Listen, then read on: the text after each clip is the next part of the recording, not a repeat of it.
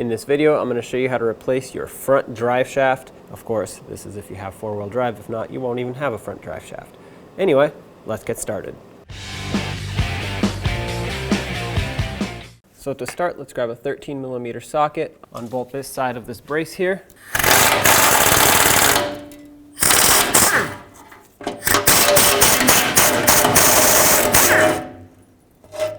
What I want to do now is, because we don't actually have to remove it, I'm going to just take off this one bolt.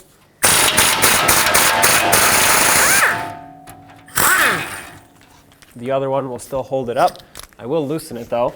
And now, I'm going to pivot it like this, get access to what we need, and I'll just tie this up with a bungee cord so it can be supported while we work. At this point, we can come back to the transfer case right here where the drive shaft bolts on, and you can see all of the 12mm 12-point bolts that hold this on. So you need a 12-point socket that is shallow enough to fit here with a ratchet or a breaker bar, whatever you have. Do keep in mind though that this drive shaft, unless you're in four-wheel drive, it is free floating, it's not connected to anything, so you'll need a pry bar to hold this and prevent it from spinning so you can actually loosen things up. Okay.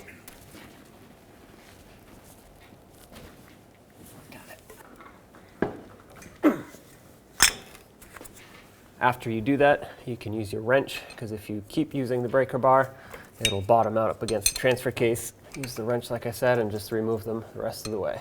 And if you have one, it'll be a lot more efficient for the ratcheting wrench.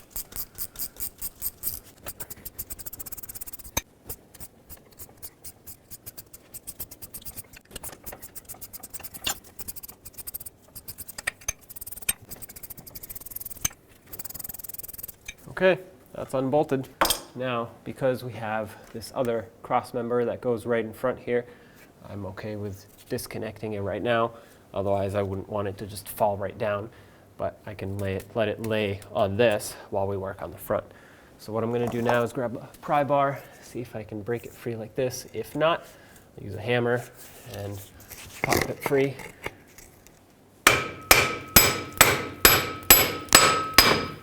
There we go. All right, we'll just let this sit like that. Let's go and bolt it from the front. Use your 8mm socket and unbolt these bolts that hold the caps that hold on the drive shaft.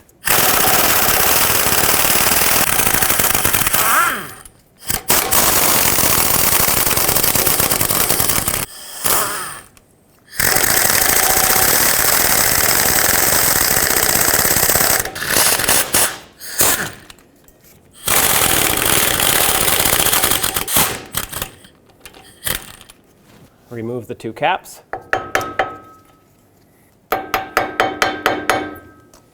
And now remove the drive shaft by prying it straight out.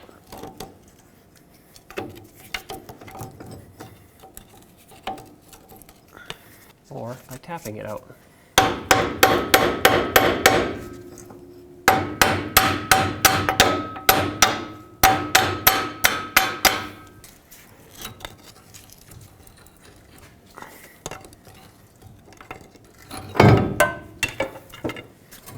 There it is.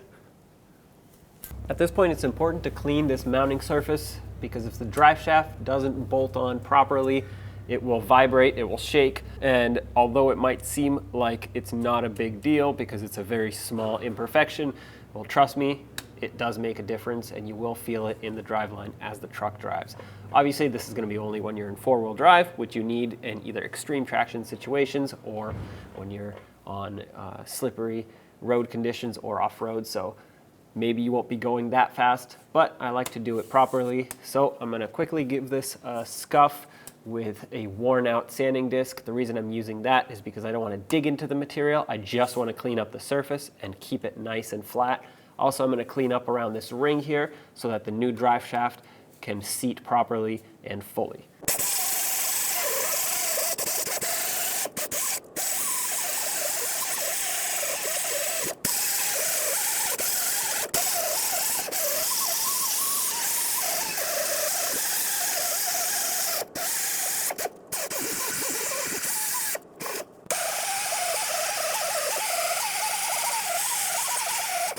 And let's clean up the mounting areas for the caps as well. Once they're clean, I'm going to apply a thin layer of anti-seize so I can prevent them from rusting in the future.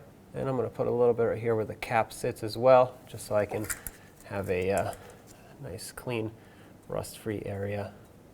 And I'm going to do the same over here, coat it with a thin layer of anti-seize for the same reason. And I know I'm going outside of the area where the drive shaft actually sits, and this will just collect dirt and debris, but that's okay, that can be wiped off any other time.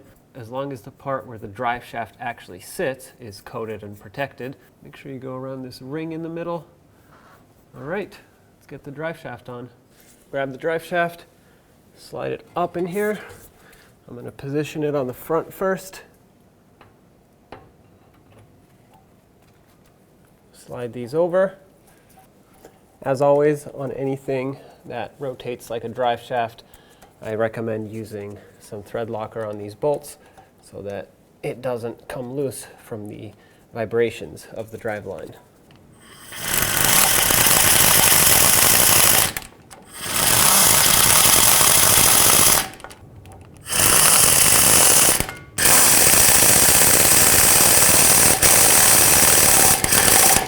These get torqued to 26 foot-pounds.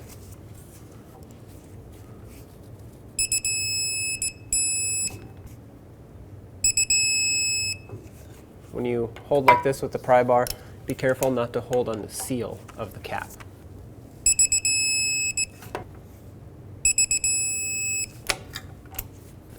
Take the drive shaft, extend it, and line it up, just like so.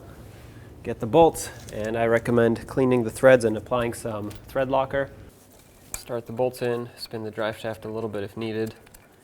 If you clean the threads, these should go in nice and easy, nothing like removing it.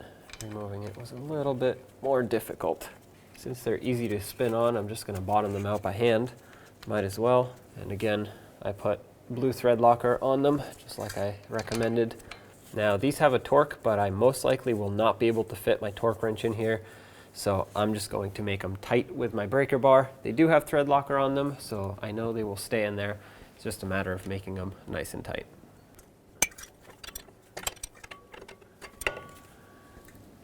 Okay, so now that they're tight with the wrench, because I don't have a lot of swing with the breaker bar,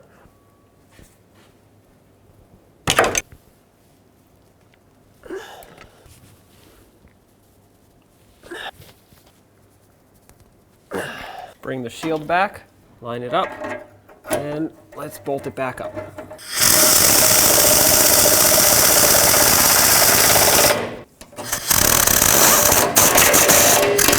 And with the other side bolt in, you can go ahead and test out your four-wheel drive. Just make sure you're on a surface where it's not going to bind up. Don't do it on dry, grippy pavement. Do it somewhere with gravel or in the snow. When only the best will do, demand TRQ. The only company that lets you view before you do. TRQ is committed to offering the highest quality aftermarket auto parts that are engineered for peace of mind. Thanks for using and viewing with TRQ.